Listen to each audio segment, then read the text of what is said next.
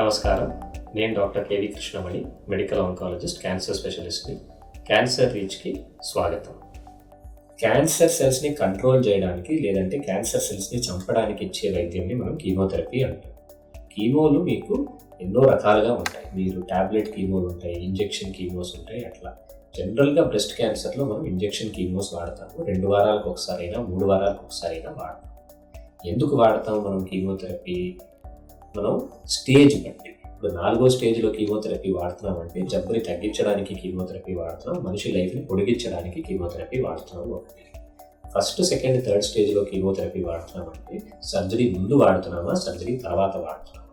Surgery ముందు వాడుతున్నాం అనుకోండి, సర్జరీ చేసేటప్పుడు ఈజీగా ఉండాలి. అంటే ట్యూమర్ సపోజ్ ఆయన పూర్తిగా తీయలేకపోతుంటే దాన్ని కరిగించి సర్జరీకి ఈజీగా అవ్వడానికి చేయడానికి, అంటే ఇనాపరబుల్ ట్యూమర్ని, అంటే సర్జరీ చేయలేని ట్యూమర్ని ఆపరబుల్, సర్జరీ చేయగలిగిన ట్యూమర్ లాగా చేయడానికి, ష్రింక్ చేయడానికి ఒక కారణం. రెండో కారణం ఏంటంటే రొమ్ముని పూర్తిగా తీయాల్సిన పరిస్థితి వచ్చినప్పుడు పేషెంట్ లేదు నాకు రొమ్మును ఉంచుకోవాలని ఉంది, ట్యూమర్ని ష్రింక్ చేయండి అంటే మాస్టెక్టమీ నుంచి బ్రెస్ట్ కన్జర్వేషన్కి ట్యూమర్ని ష్రింక్ చేయడానికి కీమోథెరపీ ఇస్తాం. ఇది కీమోథెరపీ అంటే న్యూ అడ్జువెంట్ కీమోథెరపీ, అంటే సర్జరీకి ముందు ఇచ్చే కీమోథెరపీ.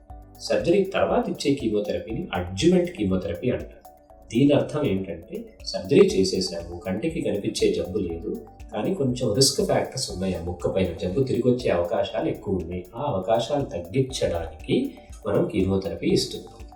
సో సర్జరీ స్టేజ్ 4లో ఇచ్చే కీమోథెరపీని పాలియేటివ్ కీమోథెరపీ అంటారు. అంటే లైఫ్ పొడిగించడానికి, జబ్బుని కంట్రోల్లో పెట్టడానికి. ఒకరోజు ఆ జబ్బు తిరిగి వస్తుంది.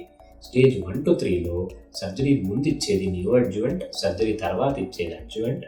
న్యూ అడ్జువెంట్ అంటే జబ్బుని ష్రింక్ చేయడానికి, ఇనాపరబుల్ ట్యూబర్ని ఆపరేట్ చేయడానికి, లేదు మాస్టెక్టమీని బ్రెస్ట్ కన్జర్వ్ చేయడానికి.